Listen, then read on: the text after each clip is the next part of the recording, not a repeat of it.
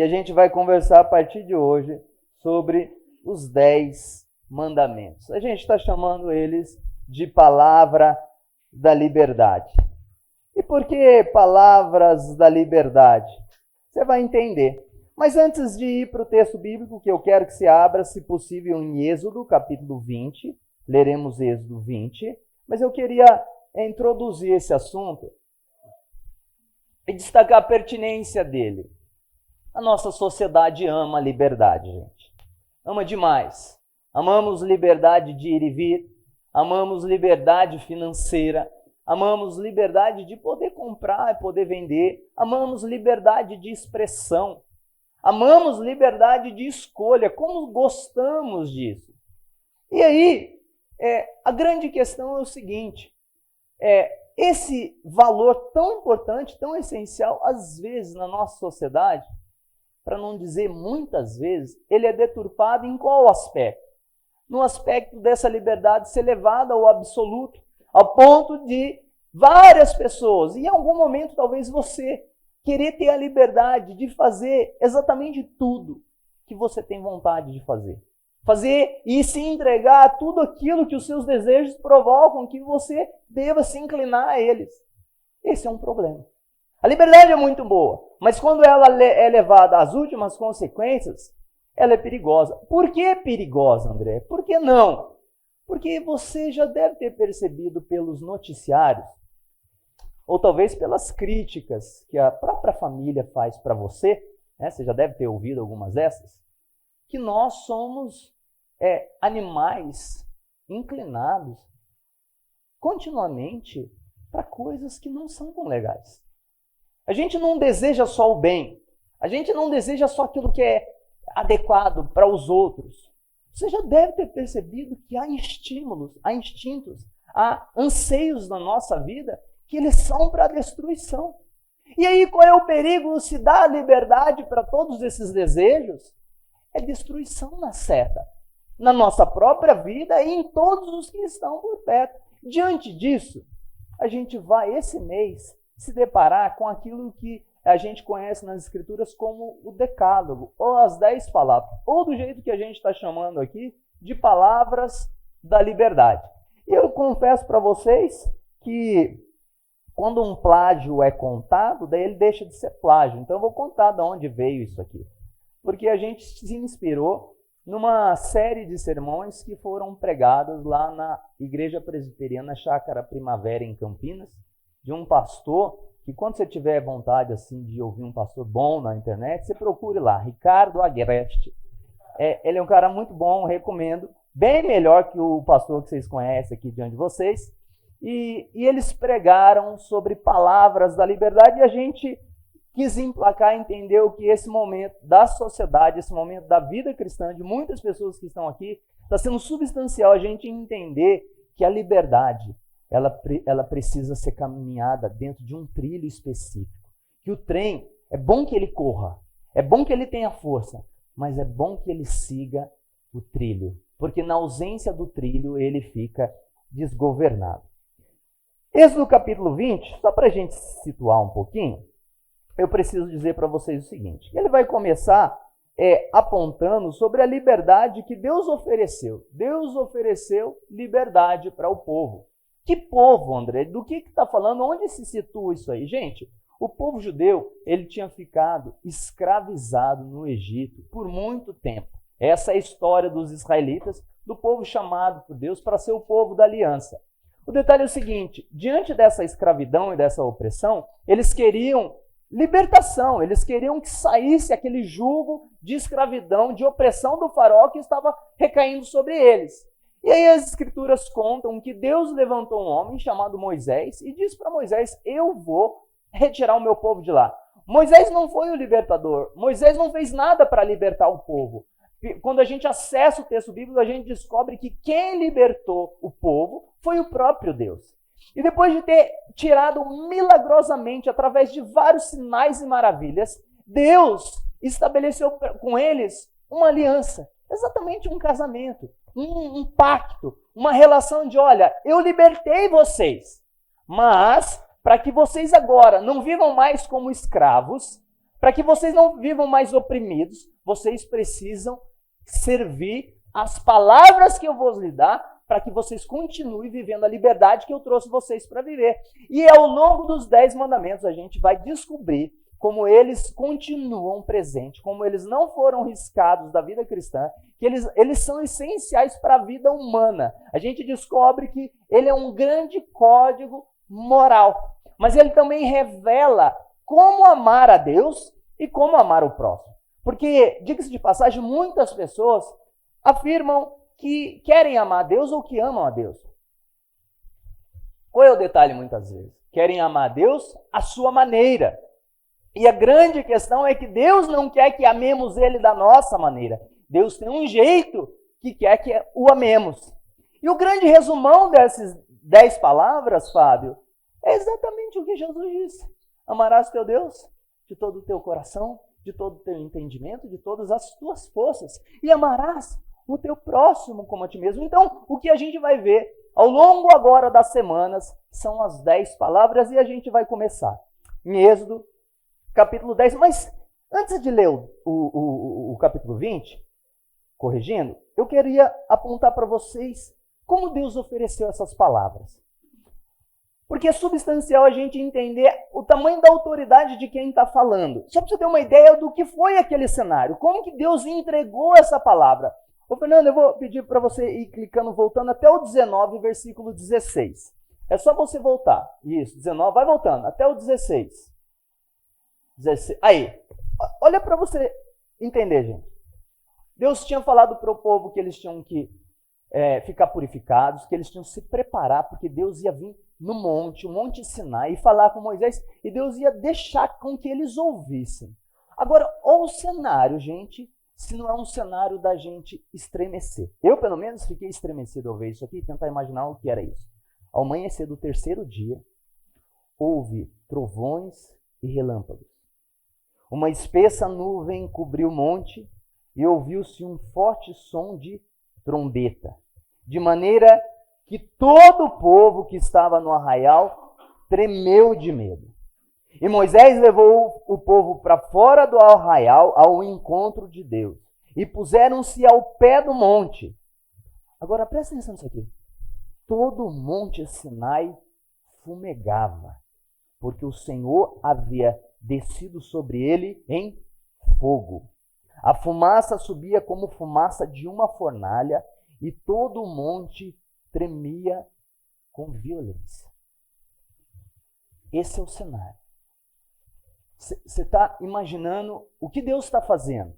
Deus acabou de retirar eles com muito milagre, com mãos fortes, de um poderoso faraó. E um poderoso faraó cheio de bruxaria, porque inúmeros milagres que o próprio Moisés foi usado por Deus para aplicar no Egito, os magos e os bruxos do Egito fizeram da mesma forma. Foi uma grande libertação. E agora o que Deus está falando? Olha, o dono do fogo, o dono do monte, o dono de toda a realidade, aquele que faz o trovão, nada mais nada menos que o Senhor, o Criador de toda a realidade. É Ele que está fazendo uma aliança contigo. Essa palavra não está vindo de Moisés. Essa palavra não é uma terminologia de um povo acerca de que pegou uma religiãozinha e vamos no meio de tantas religiões do mundo seguir mais uma religião. Não é uma proposta, não é uma sugestão de vida, é a lei do eterno.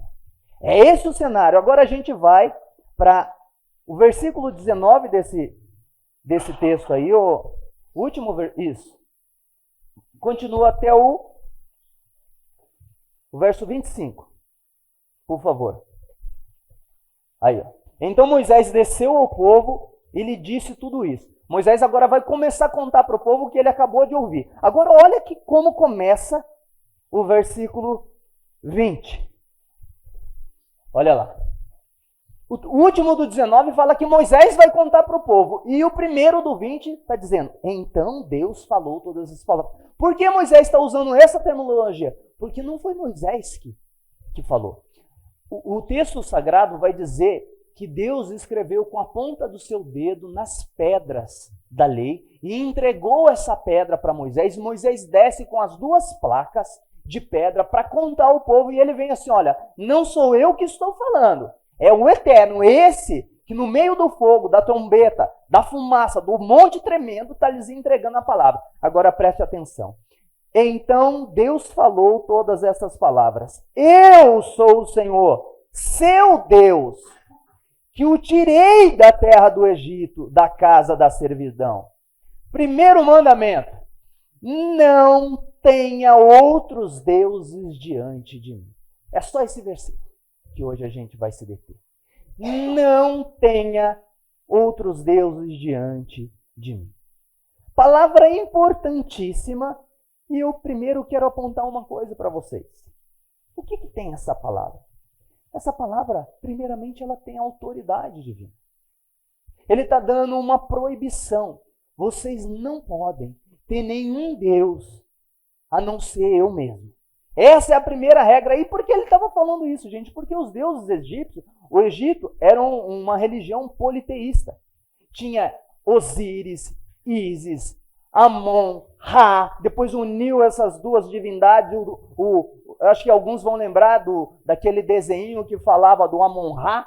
Lembram do esqueleto? Pelos poderes de Grayskull, tinha o He-Man e daí tinha o Amon-Ra. Então, de onde veio esse Amon-Ra? Dos deuses egípcios. Era uma gama infinita, deuses que abençoavam a terra, deuses que abençoavam a fertilidade, deuses que cuidavam da vida após a morte. O Amon é o Deus Sol. E, gente, aí qual é o ponto? O Deus Criador vai e liberta esse povo que estava acostumado ali no Egito a tantas divindades para dizer para eles assim, olha, chega! Não tem Deus nenhum, você não pode adorar ninguém. E daí você fala assim, mas por que o Senhor está dizendo isso? Porque eu tenho autoridade, eu sou o dono do mundo, eu estou libertando vocês e eu mando em tudo. Foi lido aqui hoje um texto, do Senhor é a terra, do Senhor é a sua plenitude, o mundo e todos que nele habitam. A gente tem uma grande dificuldade, gente, com autoridade. A grande dificuldade no nosso mundo com relação ao próprio cristianismo e à própria noção das Sagradas Escrituras, em muitos momentos não é perceber beleza. Em muitos momentos não é... Imagina, quando a gente conta a verdade sobre o que é a cruz, quando a gente fala assim, do que a cruz representa, de um perdão infinito, de um amor infinito, todo mundo acha maravilhoso. Um dos grandes problemas para a nossa sociedade, para a nossa cultura, é que ao mesmo tempo que se afirma que Cristo é Salvador, você tem que afirmar que Ele é Senhor. E quando você está afirmando que Ele é Senhor, você está falando assim, olha, Ele tem toda a autoridade. Ele, em outras palavras, vai mandar.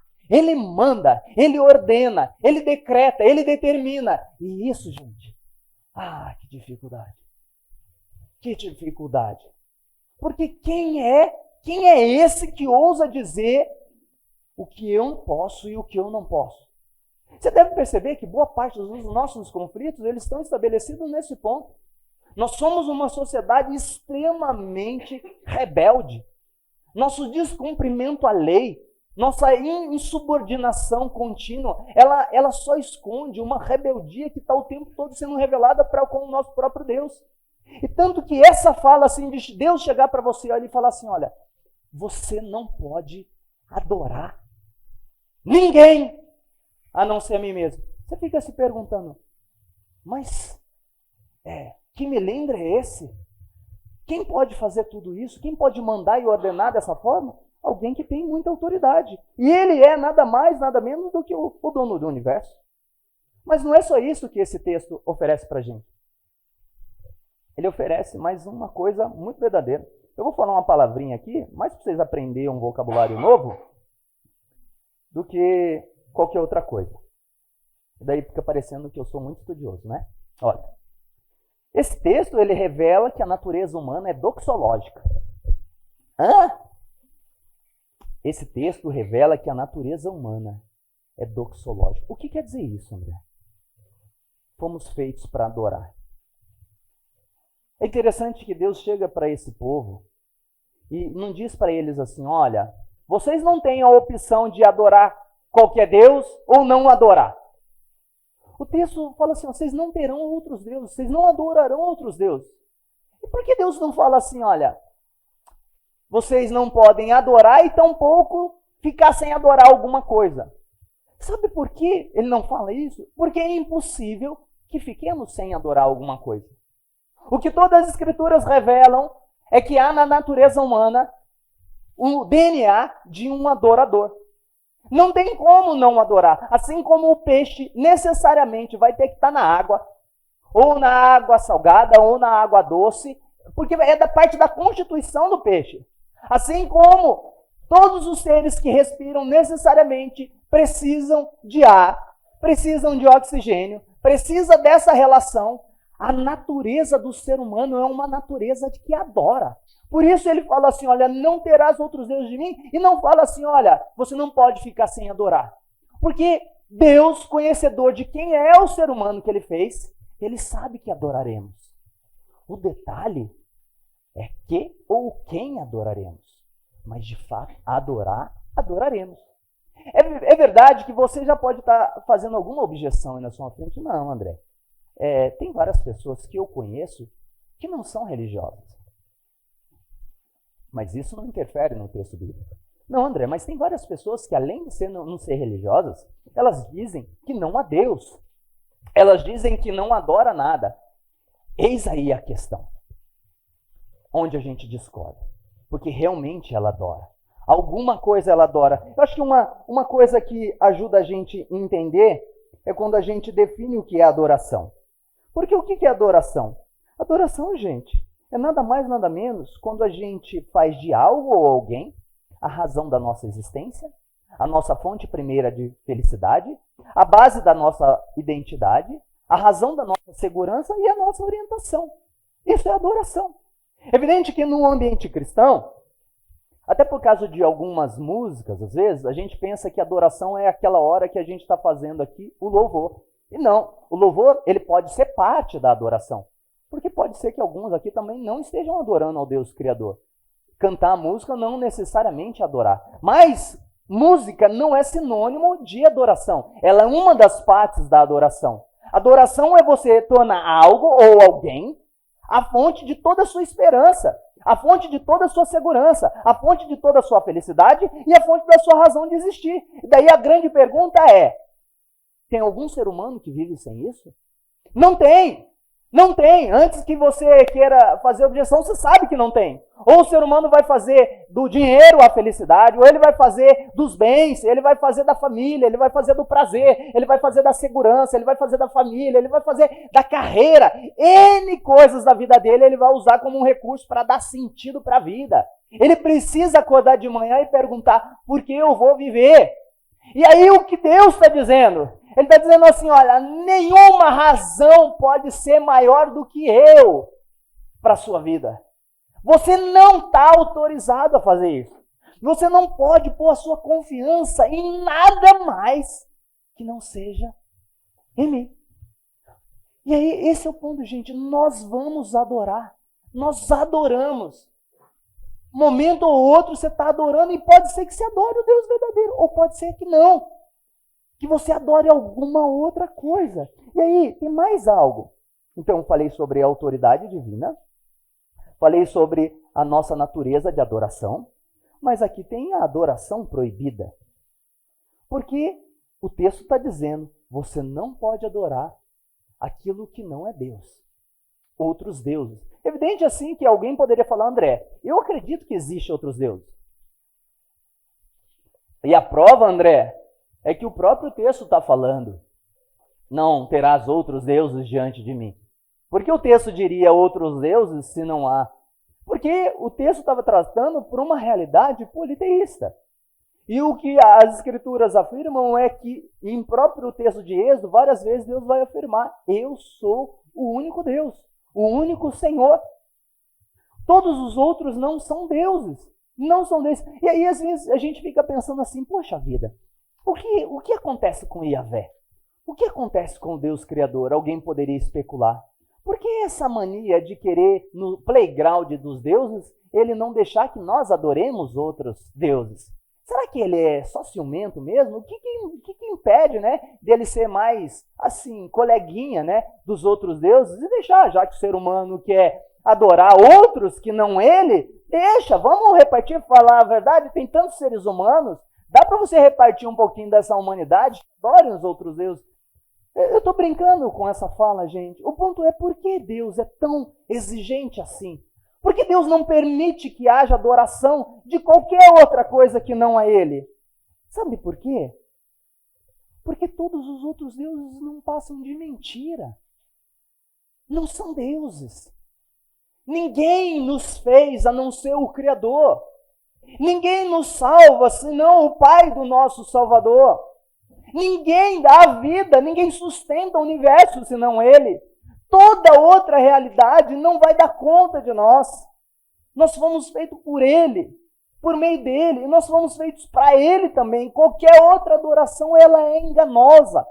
E ela não é só apenas enganosa no sentido da gente estar mergulhado na mentira quando inclinamos para isso. Ela também é destruidora, porque as trevas destroem. A luz é só o Deus Criador. Qualquer outra fonte de adoração vai trazer desgraça e destruição, porque é mentirosa.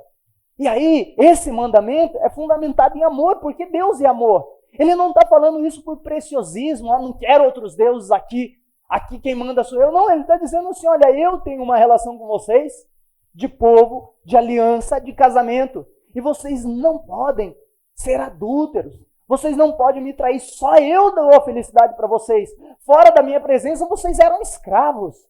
Na minha presença, vocês são livres. E para que continuem livres, não tire o seu coração de mim. É isso que ele está falando. Mas, se por um lado tem isso, por outro lado, na prática, a gente precisa falar, e eu vou falar baixinho porque eu não quero insultar os vizinhos, tá? E também não quero insultar ninguém que está aqui, mas eu preciso trazer as implicações disso. Isso quer dizer assim que, com todo respeito a Maria, mãe de Jesus, mas ela não é Deus. Ela não pode ser adorada. Não pode ser prestado culto para ela.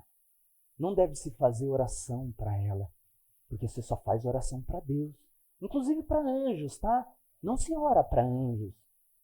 Não se confia no horóscopo, achando que ele vai determinar o seu destino. Os astros não determinam a sua vida. A confiança do seu destino pertence a Deus.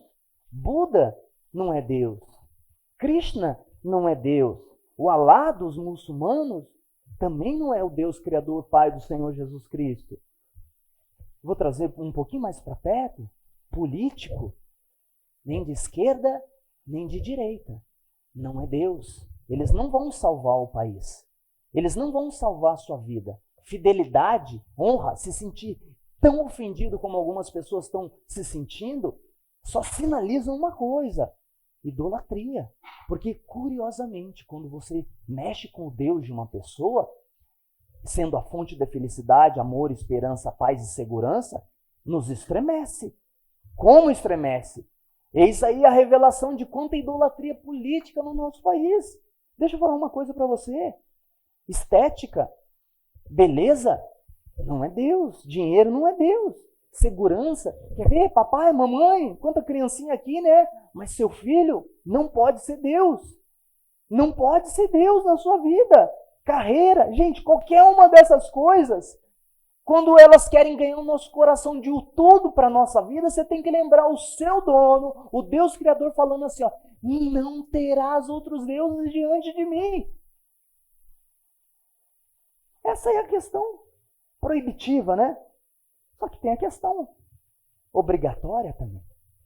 Porque, por um lado, o texto, nesse seu aspecto negativo, e cada mandamento, ainda que a expressão dele seja negativa, por implicação, ele está trazendo algo positivo, subjacente ao seu próprio sentido. Então o texto, presta atenção, está dizendo, não terás outros deuses diante de mim. Em outras palavras, somente a mim você vai adorar. Você lembra de Jesus Cristo? Talvez alguns lembram na narrativa bíblica, quando Jesus foi tentado, e o Satanás falou para ele, olha, todo esse mundo poderoso, cheio de glória, cheio de fama, eu te entrego, se você prostrado me adorar. Jesus disse, citando um dos textos do Antigo Testamento, Deuteronômio, somente ao Senhor teu Deus adorarás, somente a Ele prestará culto. Um Deus sempre exige culto. Um Deus sempre exige adoração. Um Deus sempre exige uma liturgia, orações, louvores e sacrifício. Eu gosto de perceber como que o ambiente da academia é perigosíssimo para a gente se tornar um idólatra. E é tão curioso, o do shopping center também, a gente poderia falar de vários ambientes. Mas a academia tem uma música adequada, que é o louvor da hora da academia. Ela tem o sacrifício que você tem que fazer, que é ficar erguendo peso. Ela tem o jejum, porque você também tem que tomar o tal do whey protein ou cuidar com a sua alimentação. E ela tem a bênção, que é você emagrecer e ficar mais fortinho. Aí você fala assim, nossa, e o que as pessoas fazem? Gente, alguns acham difícil vir para a igreja uma vez por semana. As pessoas que gostam de academia, deixa eu falar para vocês, elas vão todo dia. Ficam tristes que a academia não abre no domingo. E elas passam bem mais de 1 hora por dia lá.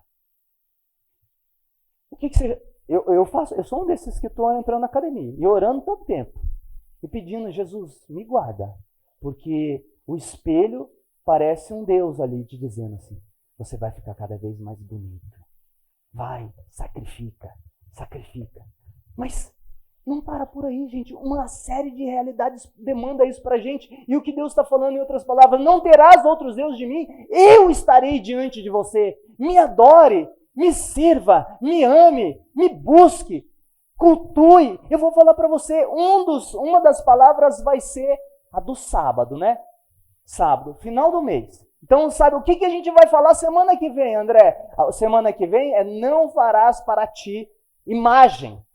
E tem uma série de verdades, mas você fala, André, em casa não tem imagem. Olha, venha para você descobrir que as implicações são muito maiores. Mas o ponto, gente, tem um mandamento está dizendo, não terás outros deuses, mas terá um Deus que você tem que cultuar, amar, servir, adorar, viver para Ele. Olha, tem um romancista, ele não é cristão. Infelizmente, ele se suicidou em 2008. Mas eu trago essa fala dele aqui porque é uma fala de alguém que não é religioso.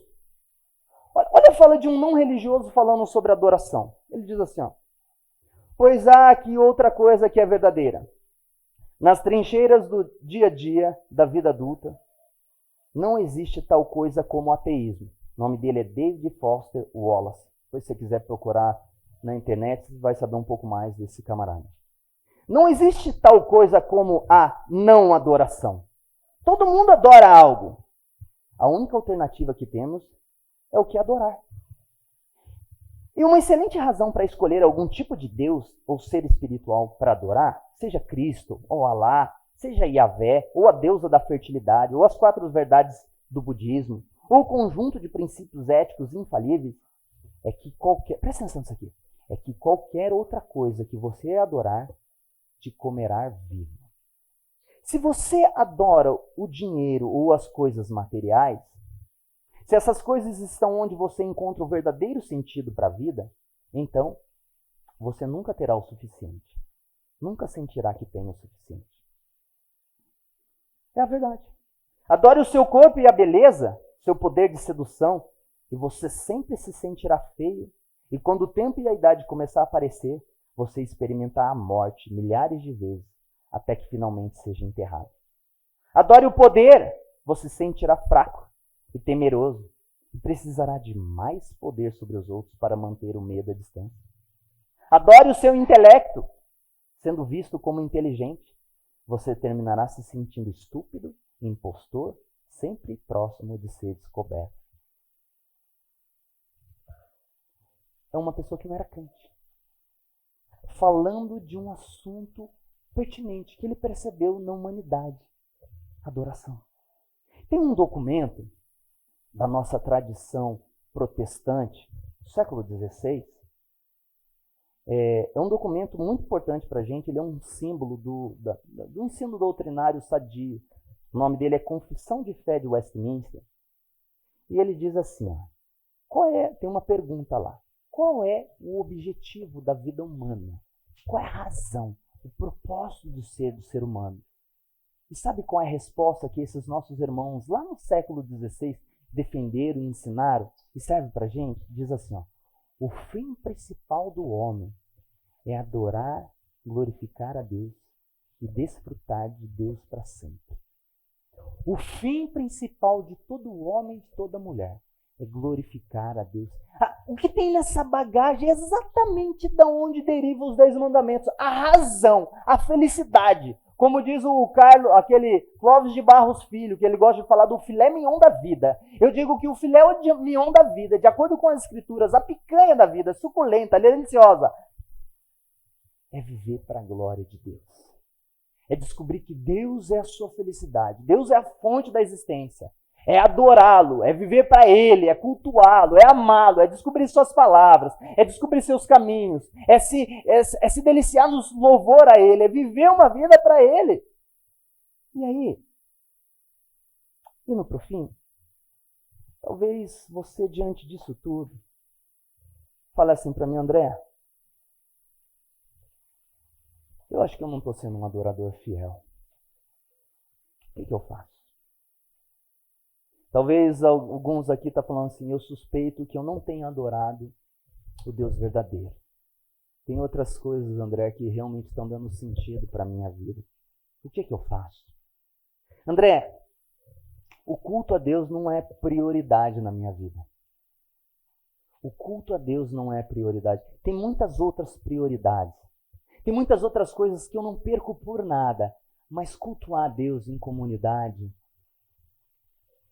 Porque eu vou falar para você, o culto público, ele não é a única coisa que revela adoração, mas ele é um componente muito substancial.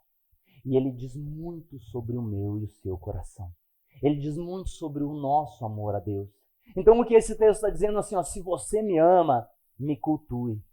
Se você me ama, se você quer se deliciar em mim, se você quer me conhecer, viver para mim, ter a verdadeira felicidade de quem te fez, porque, diga-se de passagem, tem alguém que conhece melhor você do que quem te fez?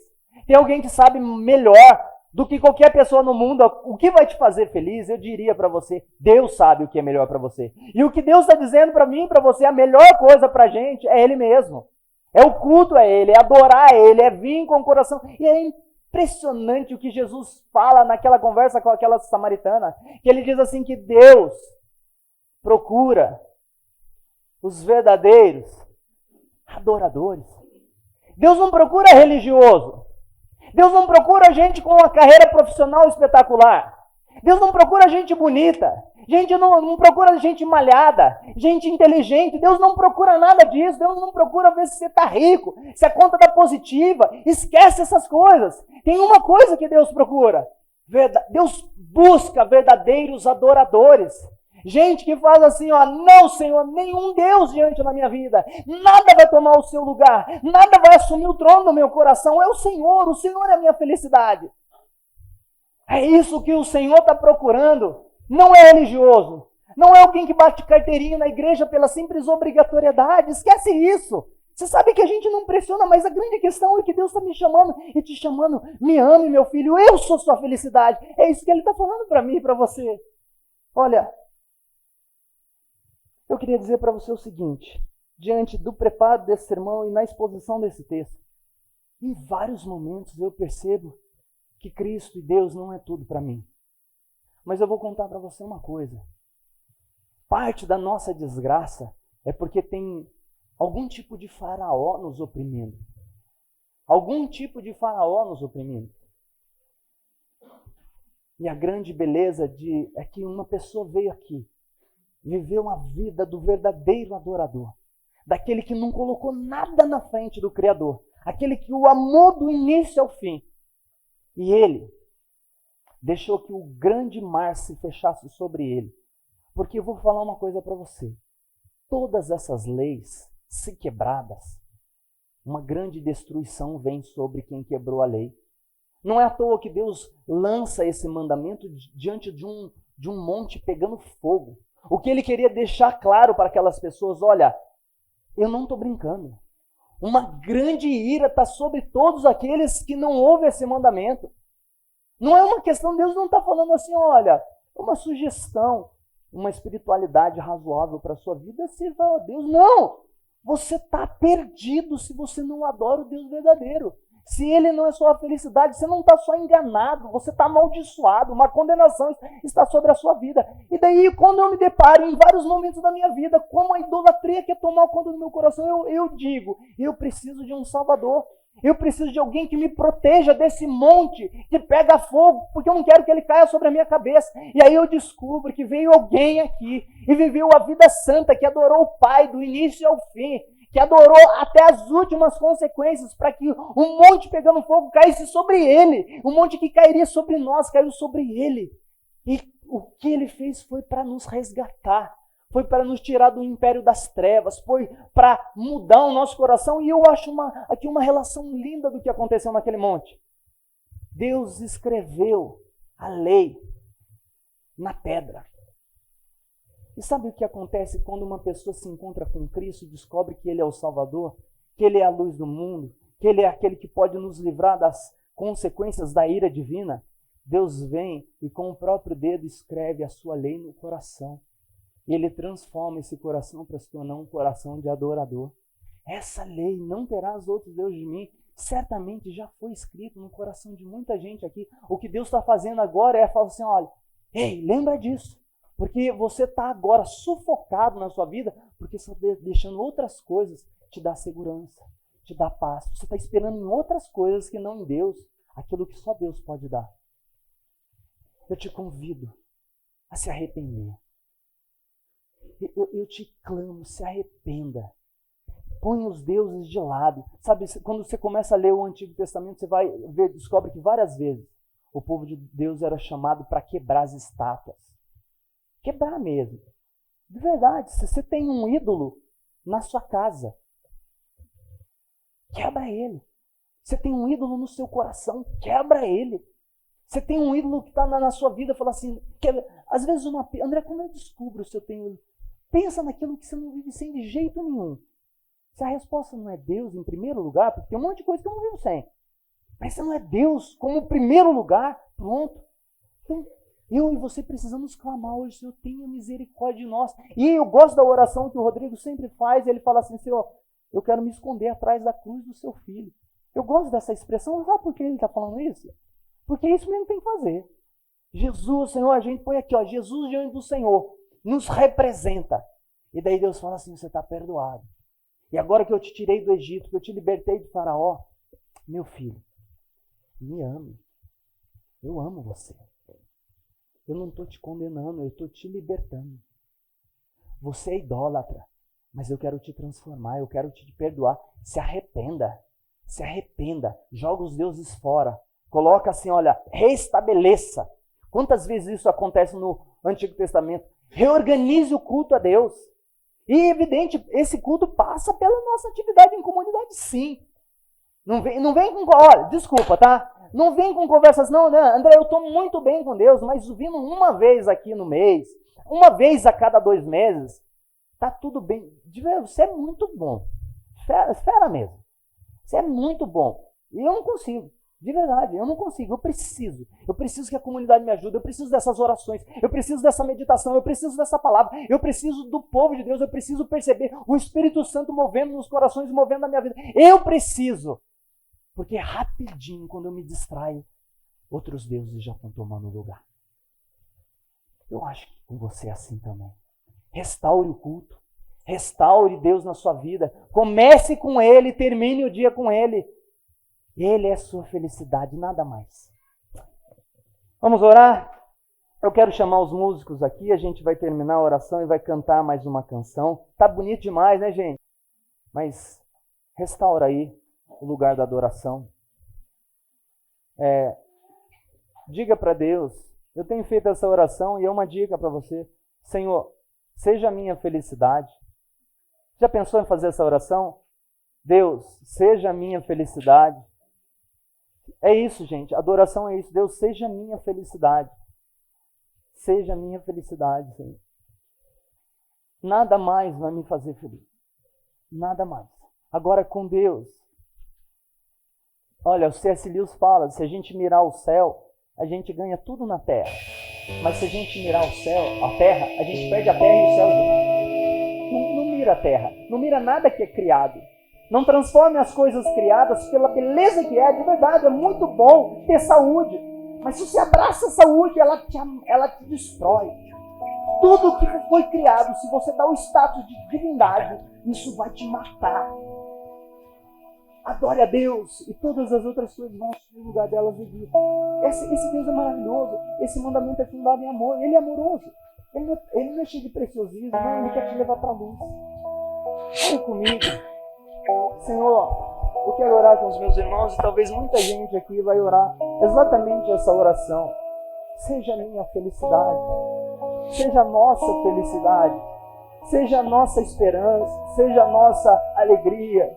Seja a base da nossa vida, seja nosso sustento, seja nossa aprovação diante da sociedade, seja, Senhor, o que preenche a nossa vida. Deus é o Senhor, nada mais pode ser o que só o Senhor pode ser. Nós confessamos aqui, somos idólatras. Somos idólatras, Senhor. Nosso coração é uma fábrica de ídolos. Nós saímos de um ídolo e caímos em outro, por isso precisamos. Espírito Santo, venha sobre nós, nos livra hoje, nos livra só hoje o Senhor seja tudo, e amanhã o Senhor diz que vai cuidar cada dia o seu mal, é só hoje a gente quer terminar o dia dizendo, Senhor, nada mais é tão precioso como o Senhor, nada mais precisamos, nada mais, Senhor, assumirá o teu lugar, é só hoje, Senhor, é só por hoje, amanhã está nas mãos do Senhor, mas hoje a gente quer declarar isso, hoje a gente quer que isso fosse verdade para o coração. Ajuda-nos, Pai. Oramos pedindo, Senhor, que queremos que essa lei seja escrita, sublinhada, e agora, Senhor, o Senhor põe em negrito no nosso coração. Não terás outros deuses diante de mim. Senhor, estamos aqui dizendo, Senhor, nós não queremos nem Deus senão o Senhor. Nenhum. Em nome de Cristo, nosso Salvador, que aceitou a ira sobre ele para que fôssemos libertos de Faraó, para que tivéssemos liberdade, para que pudéssemos ter um coração renovado, para amar o Deus verdadeiro a que oramos. Amém.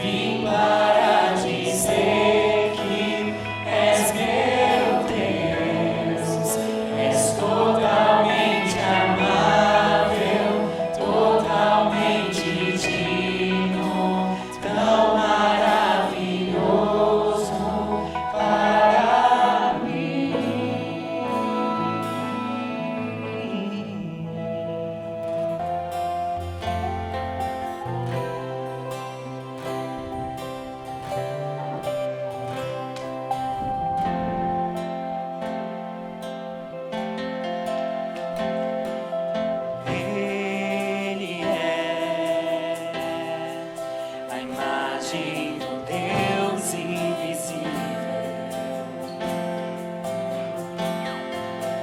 Ele é Senhor sobre a criação.